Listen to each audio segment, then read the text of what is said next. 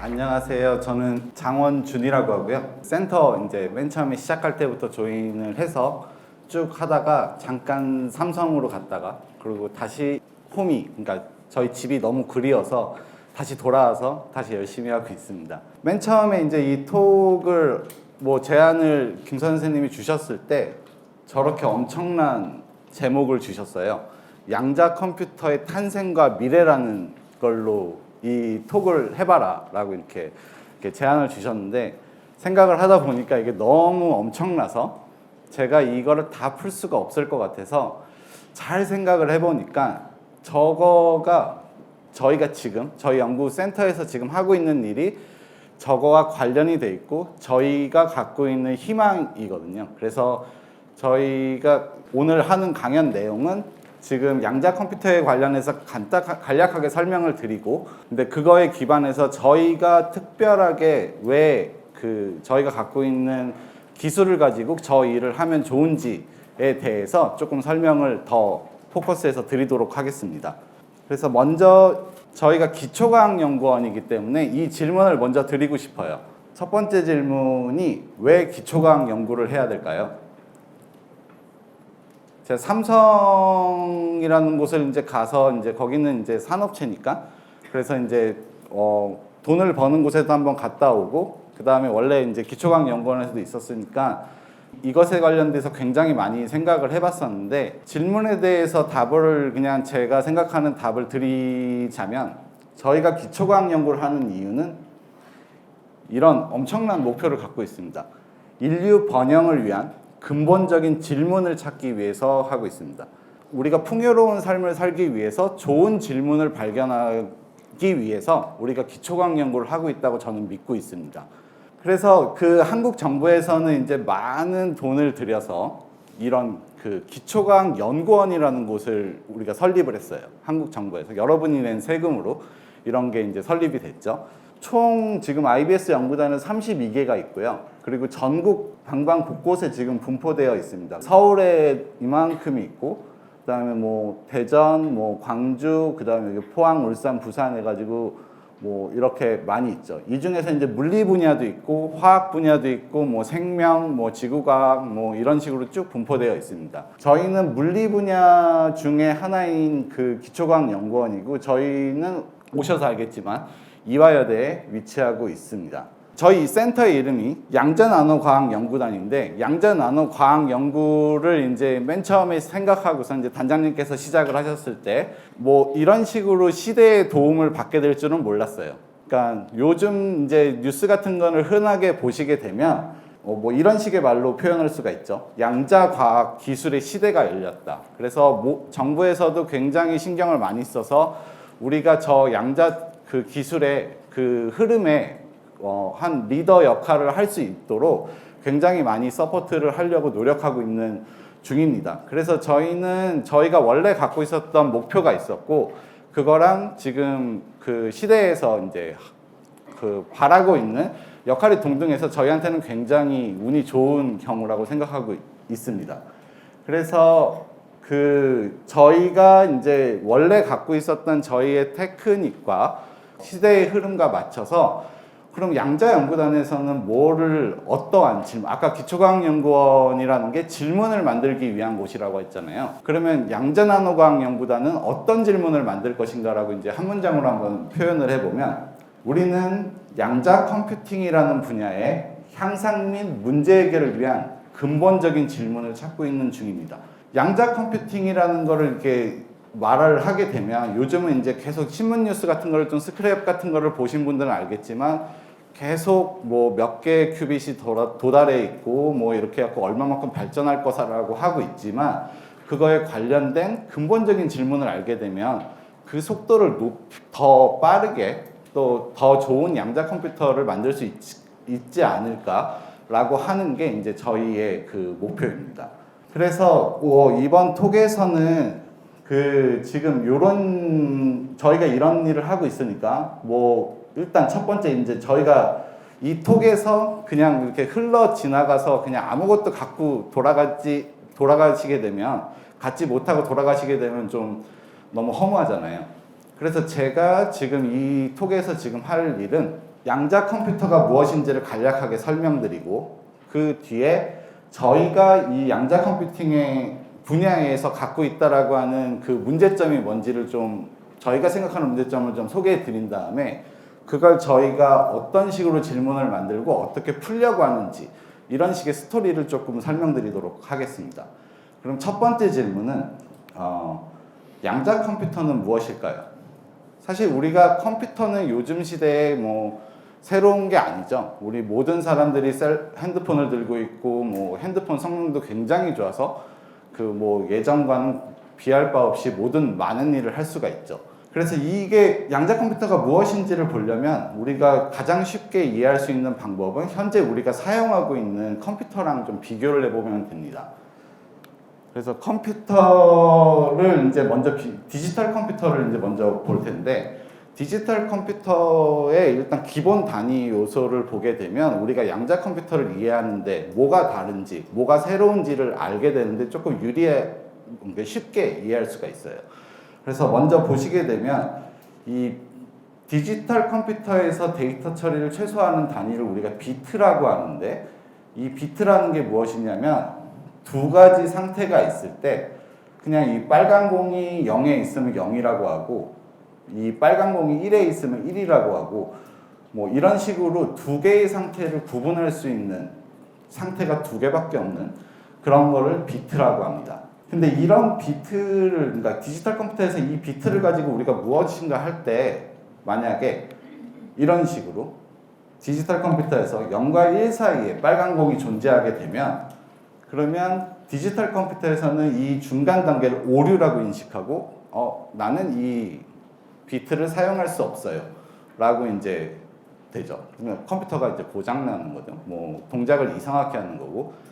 근데 이제 간단하게 이제 여기서 이제 차이점이 나옵니다. 그 양자 컴퓨터랑 디지털 컴퓨터랑 차이가 디지털 컴퓨터에서는 먼저 그 기본 단위를 먼저 소개드리면 사람들이 이제 그 큐빗이라고 많이 쓰는데 이게 퀀텀 비트라고 하는 거의 약자가 됩니다. 그래서 큐빗이 퀀텀 빛이라는 걸 하나 알아두고 가시면 좋을 것 같고요. 큐빗에서는 앞서 말씀드린 그 디지털 컴퓨터에서 오류라고 생각했던 것이 존재할 수 있습니다. 다음과 같이 보시면 1과 0 사이에 빨간 공이 있는데 여기 이거를 이제 식으로 이제 표현한 건데 이게 뭐 그렇게 제가 나중에 이걸 조금 더 설명드릴 텐데 그렇게 어렵지는 않습니다. 보게 되면 이 빨간 공의 상태가 0과 1을 동시에 갖고 있다라는 것을 의미합니다. 정리해서 말씀드리면 퀀텀 컴퓨터는 이런 중간 단계에 해당하는 디지털 컴퓨터에서 오류라고 생각했던 이 상황을 이용해서 연산을 하게 됩니다. 이게 굉장히 큰 차이를 주게 돼요. 그래서 요런 상태, 요 중간 단계에 있을 수 있는 상태를 우리가 그 중첩 상태라고 하고 영어로는 슈퍼포지션 상태라고 우리가 얘기할 수 있습니다. 그럼 양자 컴퓨터가 이제 디지털 컴퓨터랑 무엇이 다른지는 어떻게 아실 수 있겠죠? 기본 단위 요소가 다른 거예요, 지금. 그럼 두 번째 질문을 한번 드릴게요.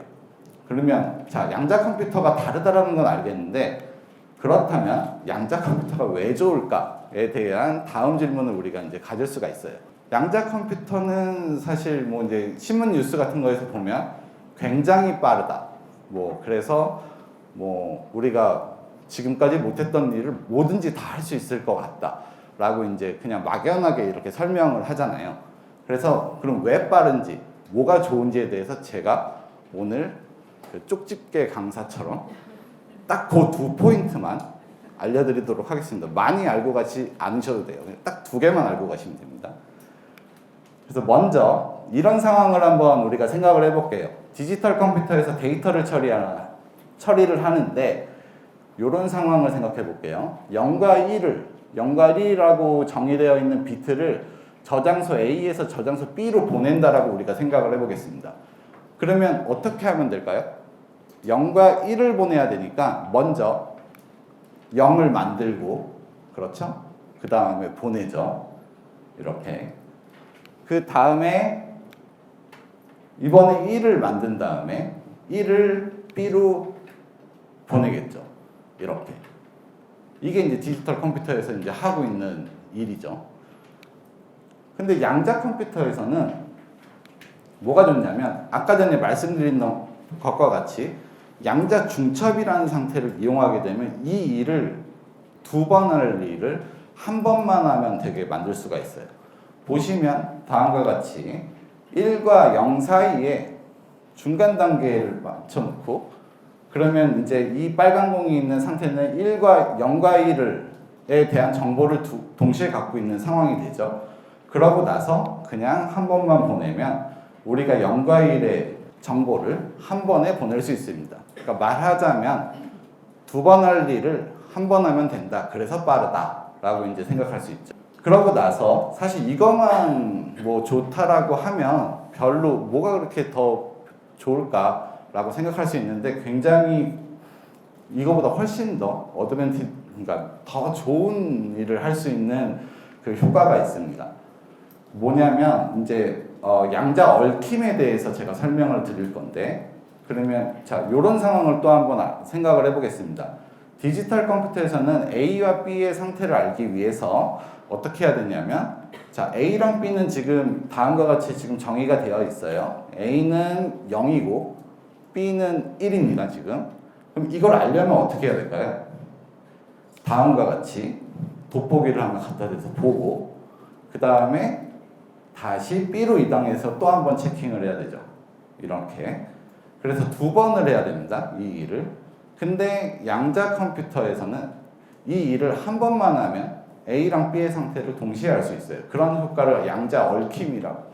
우리가 양자 얽힘을 이용하면 그런 일을 할 수가 있습니다. 그러면 양자 얽힘을 한번 제가 설명을 해 드릴게요. 어떤 상황이 양자 얽힘인지 굉장히 저한테는 도전적인 일인데 지금 잘 따라와 주셨으면 감사하겠습니다. 오늘 이 강연이 끝나고 랩터를 제가 또 이렇게 모실 텐데 그때 양자 얽힘과 양자 중첩을 알겠습니다라고 하면 저는 너무 행복할 것 같아요. 자, 해보겠습니다. 일단 A를 0이라는 상태로 만들고 그 다음에 B를 0이라는 상태에 있다라고 생각을 해볼게요. 그러고 나서 우리가 이거를 동시에 써볼게요. 그래서 0만 쓰면 앞에 있는 A니까 A가 0이고 뒤에 있는 0이 의미하는 건 B가 0이구나. 뭐 이렇게 알 수 있습니다. 그러고 나서 우리가 한 가지 어떤 연산을 할 거예요. 그 연산에 대한 이름은 사실 모르셔도 돼요. 근데 어떤 동작이 되는지를 보실게요. 이 하다마드 게이트 연산이라는 걸 하게 되면 이 0이 0과 1의 중첩 상태가 돼요. 그렇죠? 그냥 그렇게 외우셔도 됩니다. 우리가 B는 안 해요. 그 일을 안 하고 A에다가만 하다마드 게이트 연산을 해요. 그러면 이 0인 상태가 0과 1을 갖게 되는 중첩 상태가 돼요.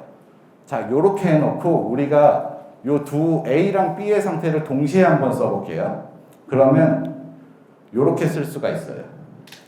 자, B는 항상 0인데 B가 0일 때 A가 0, 그 다음 B가 0일 때 A가 1인 상황을 우리가 이렇게 식으로 표현한 겁니다. 이렇게 보면 헷갈리잖아요. 맞죠? 근데 사실 이거 다 잘 알고 계세요. 뭐냐면 다항식의 분배 법칙이랑 똑같거든요. 이게 우리가 중학교 때부터 사실 초등학교 때 하는지 모르겠는데 그때부터도 이런 일을 많이 하고 있습니다. 그래서 이 식에 대해서 사실은 다 잘 알고 계세요. 그래서 보시게 되면 마찬가지로 여기 4, 그 다음 2랑 3이 이제 요 0과 1에 해당하는 거죠. 앞선 A에. 그래서 아무튼 요런 상황을 한번 만들고 우리가 여기서 한 번 더 뭔가를 해요. 뭐냐면 시납 게이트라는 걸 합니다. 와. 시납 게이트를 하면 이제 마지막 상태가 어떻게 되냐면 자, 시납 게이트가 앞선 게 0이면 바뀌지 않고 요게 1이면 요 놈을 바꾸고 하는 그런 식의 이제 게이트 논리 연산인데 그런 걸 하고 나게 되면 요런 식의 0011이라고 하는 상태를 우리가 얻을 수 있게 돼요. 자, 이 상태가 의미하는 게 뭘까요? A가 0이면 B는 0이고 A가 1이면 B가 1이라는 걸 의미해요. 자, 그 다음에 요게 그러면 이런 상태를 우리가 한 번에 딱 봤어요. 아, 그럼 이게 양자 얽힘 상태도 아니다라는 걸 어떻게 알 수 있을까요?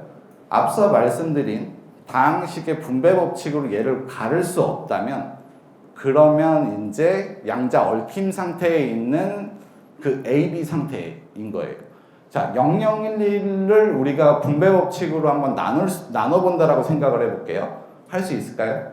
안 되죠. 그러면 양자 얽힘 상태인 거예요. 다 아시죠? 이제. 그래서 이제 한 번 더 짚어보겠습니다. 0011이라는 상태는 A가 0일 때 B가 0이고 A가 1일 때 B가 1이라는 상태예요. 그래서 이게 의미하는 거는 자, 우리가 지금 A랑 B의 상태를 검색하는 일을 하고 있었잖아요. 그래서 A의 상태를 알게 되면 B를 바로 알 수가 있어요. A가 0이면 B는 0일 수밖에 없고 A가 1이면 B가 1일 수밖에 없기 때문에 그래서 이것도 마찬가지로 디지털 컴퓨터에 비교해서 두 번 할 일을 한 번만 하면 되는 상황을 만듭니다. 근데 이게 굉장히 숫자가 많아지게 되면 이 딱 절반 줄어드는 효과가 지수 배승으로 넘어가기 때문에 엄청나게 빠른 속도의 이득을 볼 수가 있게 되죠. 그러면 이런 양자 컴퓨터로 무슨 일을 할 수 있을까라고 하면 보시게 되면 뭐 제약화, 그러니까 약 만드는 데 쓸 수 있고 자동차, 그 다음에 항공, 우주, 그 다음에 인공지능, 그 다음에 에너지, 금융, 뭐 교통, 물류, 뭐 이런 거에 대해서 양자 기술 분야가 다방면으로 쓰일 수 있다라고 설명을 하고 있어요. 근데 여기서 여러분들 지금 학생이신 분들의 역할이 좀 있습니다. 제가 늘 생각하고 있는 게 하나 있는데 우리가 사실은 30년 전, 40년 전에 스타워즈나 뭐 이런 것들이 쭉 나왔잖아요. 거기서 우주선도 나오고 광선검도 나오고 있는데 여전히 우리는 광선검이랑 그런 걸 못 만들고 있잖아요. 맞죠? 우리가 그걸 하기 위해서 지금 사실은 그런 걸 어떻게 할 수 있을까를 공부하고 있는 거예요. 그렇게 생각을 해보면 우리 머릿속에 빅보스가 하나 있는 거죠. 누군가 이미 방향을 정해놓고 수학과 과학을 좋아하는 사람들은 그 사람이 어렸을 때 심어놓은 앞으로 미래 사회는 이럴 거야 라고 하는 거에 대해서 그렇게 이제 느끼게 된 그 미래 사회를 위해서 이제 우리가 공부를 하고 개발을 하고 있는 중이에요.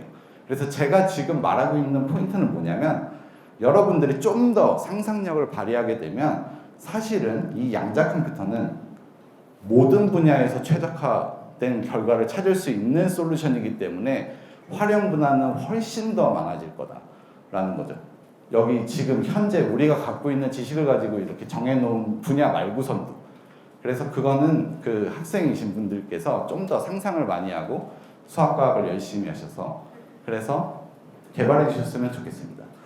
그럼 세 번째 질문은 그러면 이제 양자 컴퓨터가 나왔다고 하는데 그러면 현재 개발 중인 양자 컴퓨터가 무엇인지는 알고 가야 될 거잖아요. 그래서 그거에 대해서 간략하게 소개를 드릴게요.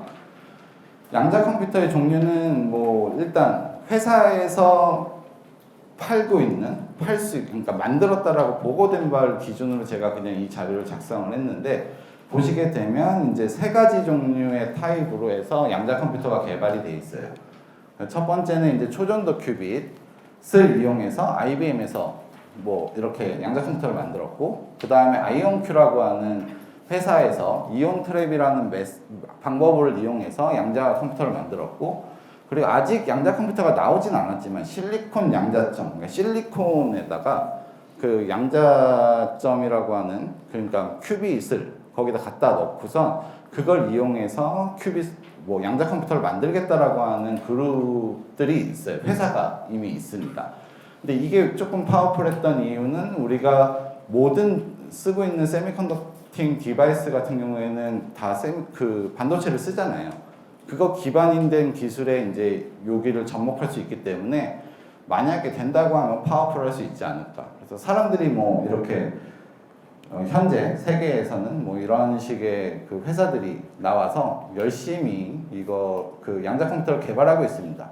이 중에서 가장 발전 속도가 빠르고 가장 항상 뭐 무슨 양자 우위다 뭐 슈퍼컴퓨터는 양자 컴퓨터가 슈퍼컴퓨터를 이겼다라고 하는 거는 현재는 지금 요 초전도 큐빗에서 그런 모든 일이 나오고 있습니다. 자, 그러면 회사도 3개나 있고 그리고 성능도 꽤 나오는 것 같은데 그럼 뭘 더 연구하겠다는 건가? 라고 이제 생각을 할 수 있잖아요. 그러면 이제 저희가 할 일이 없어지는데 그러면 안 되니까 한 번 더 생각을 해보죠. 큰 질문을 하나 생각을 해볼게요.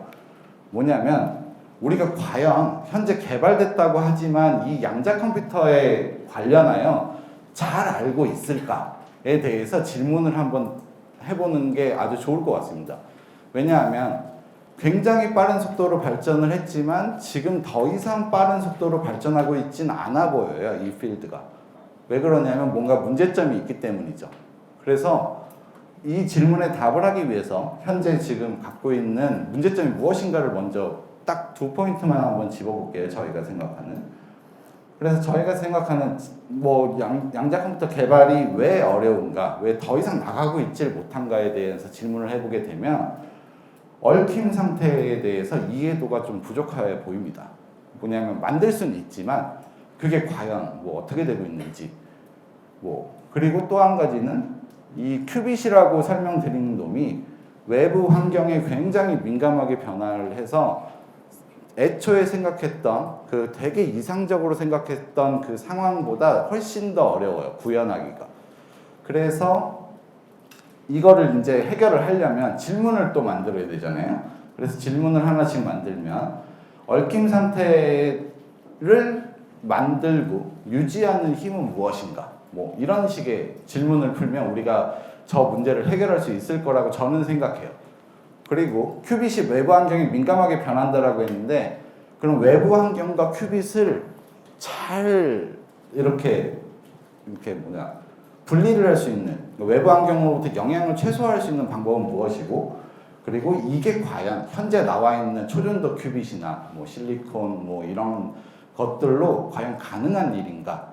애초에 그 한계가 있지 않을까라고 생각을 할 수 있습니다.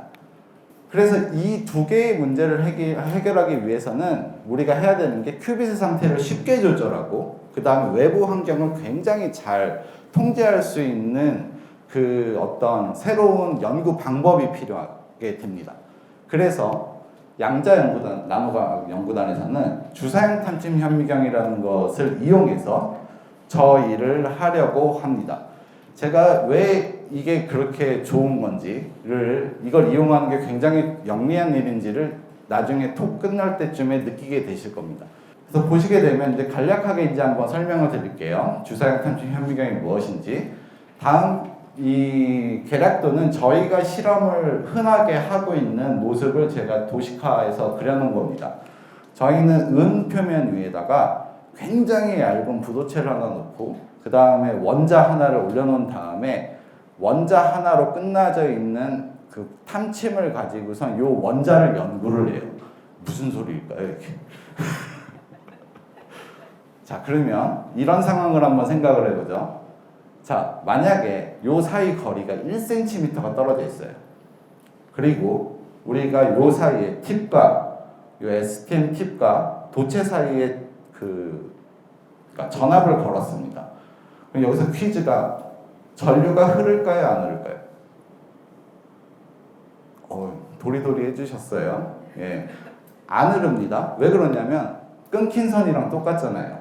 끊어져 있는데 전압을 줘봤자 어떻게 흘러요?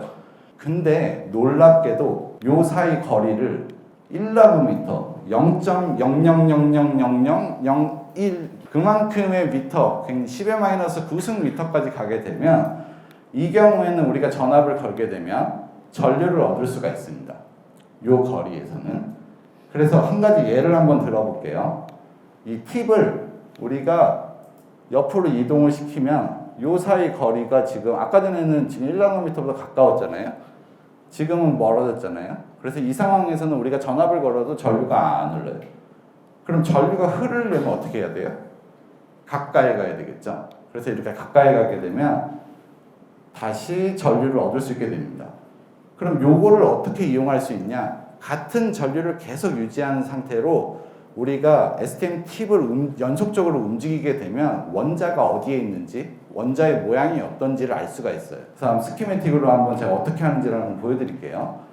다음과 같이 이렇게 먼저 커런트를 얻어놓고 이렇게 스캔을 합니다. 원자가 있으니까 일정 전류를 유지하려면 이제 높이를 올려야 되겠죠. 이 일을 쭉 반복을 하게 되면 다음과 같이 어떤 동그라미가 나오는데 요게 이제 원자고 사이즈는 이거가 1나노미터 정도에 해당하는 그 위스가 나오게 됩니다. 그래서 원자가 굉장히 작은 건데도 우리가 이제 볼 수가 있게 되죠. 그래서 이런 원자를 우리가 연구를 하고 있는데 앞서 그 안드레스 단장님이 얘기를 하셨지만 또 한 가지 STM이 할 수 있는 굉장히 큰 것이 뭐냐면 STM은 원자를 움직일 수가 있습니다. 굉장한 정확도로. 이 동영상을 한번 볼게요. 여기 보게 되면 이렇게 요 뽀글뽀글하게 튀어나온 요 놈들이 다 사실은 CO 아톰인데 CO 분자인데 이게 이제 원자랑 똑같은 사이즈에 해당하는 그 일산화탄소 분자입니다. 그래서 그 분자를 하나씩 이렇게 STM 팁을 가지고서 움직이는 거죠. 그래서 첫 번째 씬을 한번 보게 되면 어떻게 만들었냐면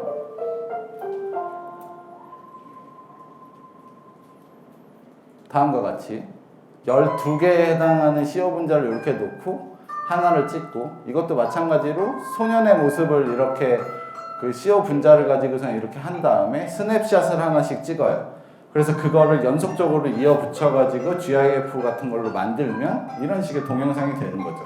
총 움직인 원자가 굉장히 많은데 그래서 이거를 예전에 말씀하시기로는 일주일 정도 밤새면서 이렇게 막 여러 연구원들이 돌아가면서 이걸 했다라는 거죠.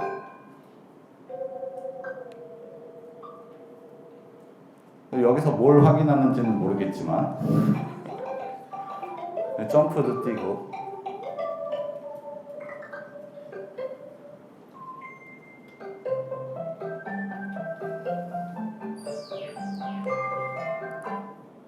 이렇게 보시면 그래서 원자를 움직이는 일은 이제는 엄청 잘할 수 있는 일이 됐어요.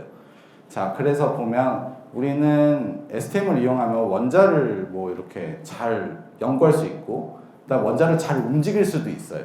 그럼 그게 큐빗이랑 뭐가 연관이 되길래 그게 좋다는 건가라고 생각하실 수 있는데 저희가 2017년도에 여기 설립해서 여태까지 연구한 가장 큰 결과 중에 하나는 원자 하나가 큐빗이 될 수 있다는 사실을 알게 되었습니다.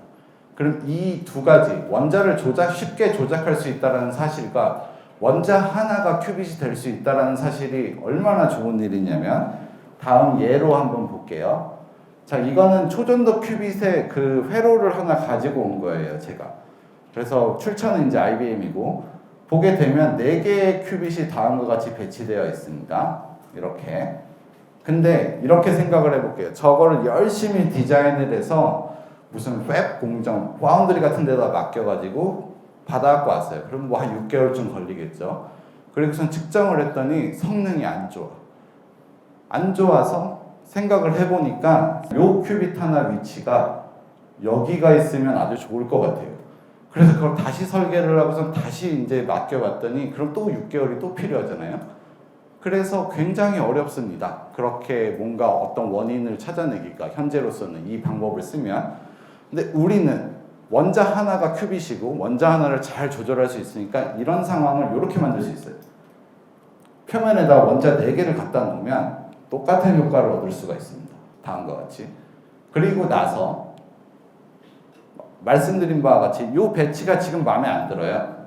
그러면 우리가 팁을 가까이 갖다 대고 요거를 이렇게 움직이게 되면 새로운 형태의 스트럭처를 만들게 되죠. 그러고 바로바로 측정을 할 수가 있고 심지어 요 원자가 마음에 안 듭니다. 그러면 원자 하나를 이렇게 바꿔버릴 수도 있어요. 이런 일을 인시추로 우리가 이 사람들보다는 훨씬 더 빠르게 직접적으로 변화를 보면서 연구할 수 있죠. 그래서 제가 STM이 이 큐빅 연구에 굉장히 좋은 방향성을 제시할 수 있을 거라고 제가 믿는 이유입니다. 그리고 또한 이제 두 번째 질문이 뭐였냐면 그 외부 자극에 굉장히 큐빗이 그 약하다라고 했는데 저희가 그동안 연구했던 거를 보게 되면 그냥 마그네틱 원자보다 이제 요즘 히토리 원자라고 해서 많이 들어보셨죠? 그 원자를 이용하게 되면 그러면 이제 그 외부 환경에서 오는 효과를 많이 줄일 수 있다라고 저희가 좀 지금 연구를 하고 있어요. 그래서 그거와 관련돼서 연구를 또 진행하고 있고 또한 이제 다음 보시는 바와 같이 다음과 같은 분자 같은 것에다가 이제 이렇게 원자 같은 거를 올려놓고서 우리가 연구를 하게 되면 원자 하나보다는 분자를 이용하게 되면 우리가 어떤 실제 회로나 뭐 이런 거를 만들거나 뭐 어떤 제품을 만들 때 조금 더 도움이 됩니다. 그래서 이런 식의 새로운 큐빗을 어떻게 만들 수 있을까?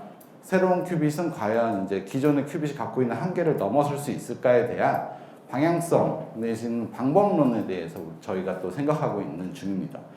여기까지가 저희 그 톡이고요. 마지막으로 말씀드리면 그래서 제가 말씀드린 바와 같이 저희는 주사형 탐침 현미경이라는 것을 갖고 그 다음에 원자가 하나의 큐빗이 될 수 있다는 사실을 이용해서 어떻게 하면 최적화된 그 큐빗의 배열이라든지 어떻게 하면 최적화된 문제가 있는 현재 갖고 있는 퀀텀 컴퓨터가 갖고 있는 문제를 해결할 수 있을지에 대해서 고민을 하고 그거에 관련된 질문을 찾고 있는 중입니다. 감사합니다. 이제 저렇게 엄청난 일을 우리가 STM 팁, 원자 하나로 끝나는 STM 팁 가지고 한다고 그랬잖아요. 그거를 제가 이 자리에서 만들어서 보여드릴게요. 지금 요게 이제 STM 팁 와이어인데 여기에 이제 그 와이어가 위치해 있습니다. 그래서 저희가 지금 쓰고 있는 그 와이어, 그러니까 샤프한 팁을 만드는 방법을 제가 한번 모션으로 한번 보여드릴게요. 와이어를 이렇게 잡고 그 다음에 그냥 이건 보통 니퍼예요. 집에서도 할 수 있는. 근데 이거를 이렇게 비스듬하게 잡아요. 비스듬하게 잡고 자르지 말고 끈듯이 당기면 아예 안 됐네. 잠깐만. 오, 이렇게 되면 이제 제가 한번 보여드릴게요.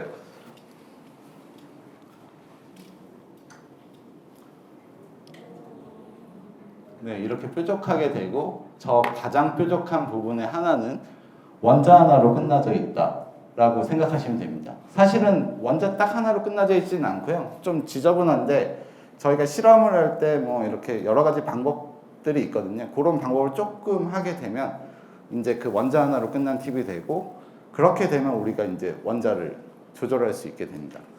그래서 이따가 그 랩투어 때 STM도 한번 어떻게 생겼는지 보실 거거든요. 그때 이제 질문 많이 해주시고 그러면 감사하겠습니다. 예, 이상입니다.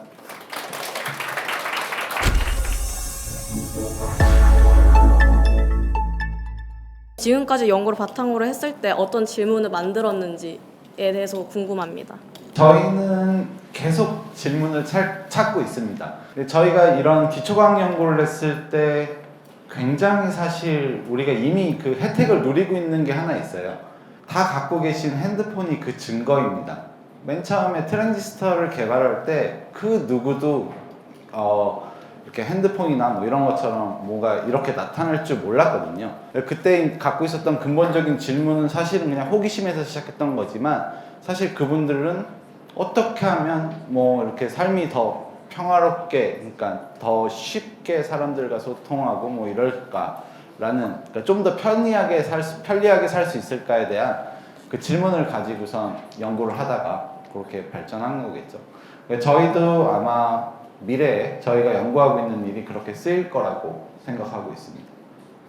네, 감사합니다. 감사합니다. 1과 0이 중첩되어 있는 상태일 때 큐비트에서 공식이 루트 2분의 1에다가 괄호 열고 그 0 플러스 1 괄호 닫고 그 공식이 어떤 식으로 유도가 그게 그 앞에 있는 루트 2분의 1이 나온 이유는 걔가 이제 확률을 의미하기 때문에 제곱을 하게 되면 그 앞에 있는 그 루트 2분의 1을 제곱하면 2분의 1이 되죠.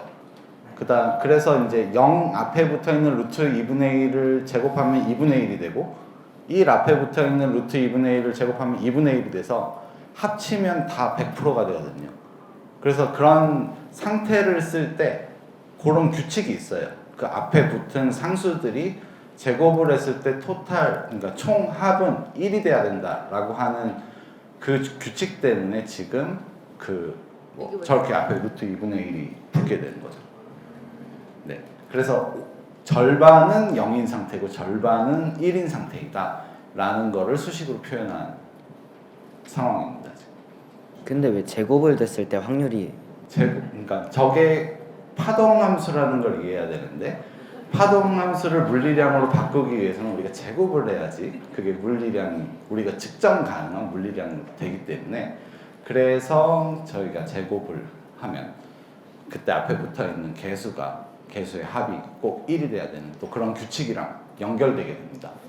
기존 컴퓨터에서는 이제 1, 0 뭐 이런 것들을 뭐 캐패시터에 충전됐다 안 했다라든가 뭐 전류가 흘렀다 안 흘렀다로 한다면 아까 이제 맨 끝에 보니까 STM 갖고서는 이제 그 원자의 위치를 가지고서는 큐비트를 구성한다고 하는데 그게 어떤 스테이트를 갖고 지금 구성이 되는 거죠? 저희는 마그네틱 원자를 가지고 전하고 있고요. 그래서 마그네틱 원자는 이제 스핀이라고 하는 물리량을 가진 건데 그러면 그걸 우리가 그냥 화살표로 생각을 하게 되면 마그네틱 원자가 업 스테이트랑 다운 스테이트를 나타내는 경우가 있습니다. 그래서 이제 이걸 투 스테이트로 저희가 사용을 하고선 그 투 스테이트를 이용해서 우리가 원자랑 원자 간 상호작용을 만들어내고 원자 전체 하나의 이게 원자 하나를 대표하는 어떤 원자의 이제 뭐 핵스핀도 있고 뭐 전자스핀도 있는데 지금 사용하고 있는 건 저희가 전자스핀을 관련해서 보고 있고요. 근데 전자스핀이 전체적으로 보이는 업스핀을 보일 때랑 그러니까 업인 상태를 보이는 상황이랑 다운 상태를 보이는 상황이 있는데 그 두 개의 상황을 두 상태, 그러니까 투 스테이트로 저희가 사용하고 있습니다. 측정하는 것도 STM. 예, 측정하는 것도 STM이고 측정을 할 때 이제 우리가 마그네틱 원자를 쓰기 때문에 보통 STM으로는 사실 측정을 할 수가 없어요. 그 업다운 스테이트, 마그네틱 아톰이 갖고 있는 업다운 스테이트에 민감한 마그네틱 팁을 써야 되거든요. 그러니까 예를 들면 뭐 원자에 있었던 그 스핀 상태가 업이라고 할 때 그 팁에 있는 그 팁 끝에 있는 원자의 스핀도 업이면 우리가 더 많은 커런트를 측정할 수가 있어요. 만약에 그 두 개의 스핀 방향이 반대라고 하면 그 그러니까 커런트의 양이 적어지게 되죠. 그걸 가지고선 우리가 지금 원자의 스핀이 업이고 다운이구나를 저희가 그걸 얻어낼 수가 있습니다. 원자마다 팁을 하나씩 다 붙여놓은 거. 아니요. 이게 팁이고 원자를 뭐 이렇게 뿌려놓는 거죠, 말하자면. 그래서 계속 스캔을 한 다음에 요 원자가 궁금하면 요 원자로 STM 팁을 가지고 가요. 그 다음에 여기서 우리가 그 마그네틱 시그널을 측정을 하고 그 다음에 뭐 예를 들면 3나노미터 떨어진 곳에 원자가 하나 더 있으면 그쪽으로 STM 팁을 또 갖다 움직입니다. 그리고 여기서 우리가 또 그 상황을 또 측정을 할 수가 있고요. 그런 식으로 어떤 표면에다가 우리가 많은 양의 원자를 뿌려놓은 다음에 저희가 그 중에서 궁금한 원자를 선택적으로 이제 찾아가서 그 원자의 성질을 이용해서 투 스테이트를 만들고 그걸 이제 큐빗으로 이용하는 그런 상황을 저희가 만들어낼 수 있습니다. 감사합니다. 네. 들어올 때 이 앞에 입구 쪽에 주사 터널 현미경 보이는 게 있었거든요. 예. 네, 근데 제가 보려고 본 건 아니고 가다가 슬쩍 본 건데 네. 거기 아까 영상 아까 맨 처음에 틀어주셨을 때 네. 지하 2층 거에는 코일 같은 게 안 감싸져 있었는데 저기는 코일 같은 게 감싸져 있더라고요. 그게 왜 그런지. 호일의 존재에 대해서 궁금하시군요. 굉장히 좋은 질문입니다. 그 호일은 저희가 이제 그러니까 UHV라고 하는 굉장히 좋은 낮은 그 압력 진공도를 우리가 만들어야 되거든요. 그러면 어떤 챔버가 있고 이따가 이제 그 랩투어 때 이제 보여드릴 테지만 어떤 그 스테인리스 스틸로 만든 어떤 깡통이 있어요. 그 안에서 저희가 샘플을 만들고 막 시료를 만들고 막 이럽니다. 근데 시료를 깨끗하게 만들기 위해서는 굉장히 깨끗한, 굉장히 좋은 진공도가 필요해요. 근데 그 진공도를 만들려면 우리가 이제 그래서 그 진공도를 만들기 위해서 여러 다양한 종류의 펌프들을 쓰는데 근데 그때 우리가 아무리 좋은 펌프를 써도 못 빼내는 게 있어요. 그게 뭐냐면 물이에요. 물을 없앨 수가 없어요. 아무리 좋은 펌프를 써도. 그래서 물을 없애기 위해서는 어떻게 하면 되냐? 우리 물 없애는 방법 알잖아요, 다들. 만약에 주전자에 물이 있는데 내가 손을 안 대고 그걸 없애고 싶어요. 그러면 어떻게 해야 돼요? 끓이면 되잖아요. 그래서 그 깡통의 온도를 150도 뭐 그런 정도까지 온도를 올리기 위해서 그 알루미늄 호일을 감쌉니다. 안쪽에 열선이 있고요. 알루미늄 호일이 없이 열선만 가지고 만약에 히팅을 하게 되면 어느 부분은 뜨겁고 어느 부분은 차갑기 때문에 그러면 이제 그 깡통이 고장나게 되는, 챔버가 고장나게 되는 효과가 있어서 균일하게 온도를 올리기 위해서 그 알루미늄 호일이 꼭 필요합니다. 그리고 사실 그 지하 2층에도 있어요. 예, 그 붙어 있는 부분이 있습니다. 아무튼 좋은 질문이었네요. 감사합니다. 많은 분들이 그 호일을 알아보시고 감사합니다. 그 호일이 되게 특별한 거라고 생각하시는데 그냥 다이소 같은 데서 사는 보통 호일입니다. 네. 또 다음 질문 받겠습니다. 네, 바로 네, 아까 그 강의 자료 중에 네.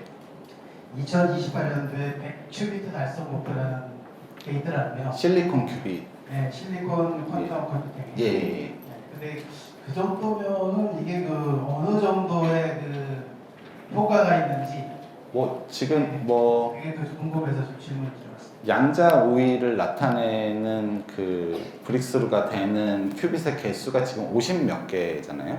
그 논문이 하나 발표가 됐는데 슈퍼컴퓨터보다 훨씬 더 빠르다. 뭐 무슨 부동소수점 계산을 했을 겁니다. 아마 제가. 근데 아무튼 그래서 50몇 개짜리를 이용을 했더니 슈퍼컴퓨터로는 굉장히 오래 걸려서 풀어야 될 거를 뭐 굉장히 짧은 시간 안에 풀었다라고 하니까 뭐 100개 정도면 일단은 확실하게 100개를 잘 만들면 굉장한 성능을 보이지 않을까라고 지금. 그럼 하나만 더. 예. 그럼 아까 그 기본 단위가 1큐빗이라고 했잖아요. 네. 100큐빗이라면 그 단위가 100개가 되는 건가요? 예, 100개가 되는 겁니다. 그리고 한 가지는 실리콘 큐빗이 일단은 뭐 조금 더 뭐 앞으로 사람들이 왜 관심 있냐, 현재로서 성능은 뭐 그렇게 좋지는 않을 텐데 근데 왜 아무튼 그 관심이 있냐면 우리가 반도체를 많이 만들어 본 경험이 있어서 그 경험을 요 큐빗이랑 연결질 수 있지 않을까라고 하는 희망이 있습니다. 그 희망을 때문에 계속 연구를 하려고 하고 뭐 성능 입장에서는 뭐 제 생각에는 뭐 100개면 그래서 웬만한 건 다 100개를만 잘 만들어도 좋지 않을까요? 라고 생각하고 있습니다. 알겠습니다. 감사합니다. 네. 하나의 원자가 하나의 큐비트가 될 수 있다고 했는데 그러면 원자랑 큐비트를 같은 걸로 봐야 하는지 아니면 그냥 큐비트 대신 원자를 사용할 수 있는 건지. 그러니까 원자가 큐빗이 된 거죠. 아, 그러니까 뭐 큐빗은 여러 가지 종류가 있습니다. 그래서 예를 들면 초전도로 그 투 스테이트, 그러니까 두 개의 상태를 만들 수 있는, 두 개의 상태 중간에 빨간 공을 놓을 수 있는 그런 어떤 그 상황을 만들 수 있는 거면 뭐든지 다 큐빗이 될 수 있습니다. 근데 저희는 그걸 원자로 만들 수 있다라고 얘기를 하고 있는 거죠. 이 상황을 만들 수 있으면 다 큐빗이라고 불러도 됩니다. 그 사실은 크기랑도 상관이 없어요. 사실 초전도 큐빗을 보게 되면 사이즈가 마이크로 사이즈예요. 퀀텀 닷도 예를 들면 닷 사이즈는 원자 하나겠지만 그 주변을 둘러싸고 있는 무슨 일렉트로드나 그러니까 전선 같은 거의 사이즈를 다 보게 되면 100나노 뭐 이 정도의 수준입니다. 그래서 지금은 나노라고 하는 단위가 양자를 대표하진 않아요. 근데 요 상태를 만드는 게 퀀텀에 관련된 효과를 나타낸다라고 이걸 우리가 만들 수가 있으면 퀀텀 효과가 이걸 만들 수 있냐 없느냐로 결정이 되는 거고 그래서 이걸 만들게 되면 그게 만들 수 있는 상황이면 그걸 큐빗이라고 불러도 되겠구나 라고 이제 얘기를 할 수가 있죠. 저희는 그래서 원자 하나로 저걸 만들 수 있고 그걸 또 나노 사이즈에서 하기 때문에 이제 퀀텀 나노과학 연구단 이렇게 해서 연구를 이어가고 있습니다. 감사합니다. 네, 감사합니다. 그 양자 컴퓨터를 할 수 있는 일에 네. 여러 가지 분야가 있더라고요. 그래서 모든 분야에서 최적화된 해결책을 찾을 수 있다라고 했는데 꼭 가 맨 끝에 보면 결국 쉽게 조작 가능한 큐비트로 가장 이상적인 그 양자 나노의 어떤 배열 때문에 속도가 빨라져서 가장 이상적인 배열을 찾아서 그렇게 되는 건지 아니면 어떻게 저기서 보면 제약, 화학, 신약, 촉매 개발 이런 것들이 있는데 이게 그 나노 입자 때문에 그러니까 좀 다른 것 같아요. 네. 여기서 말씀드린 거는 이제 저런 문제를 풀 때 퀀텀 컴퓨터를 쓰면 가장 최적화된 방법으로 이제 저걸 해결할 수 있다는 거고, 제가 마지막에 이제 말씀드린 거는 그럼 더 좋은 퀀텀 컴퓨터를 만들 때 어떤 게 최적화된 방법일 거냐, 어떤 방향이 좋은 방향이냐를 저희가 연구하고 있다라는 거죠. 기술적인 분야인 예. 거죠? 저희는 그러니까 저거에 적용한 최적이 아니고 저희는 양자 컴퓨터를 최적화하는 그 성능을 어떻게 하면 늘릴 수 있을 것인가에 대한 연구를 하고 있습니다. 네, 감사합니다. 예, 감사합니다.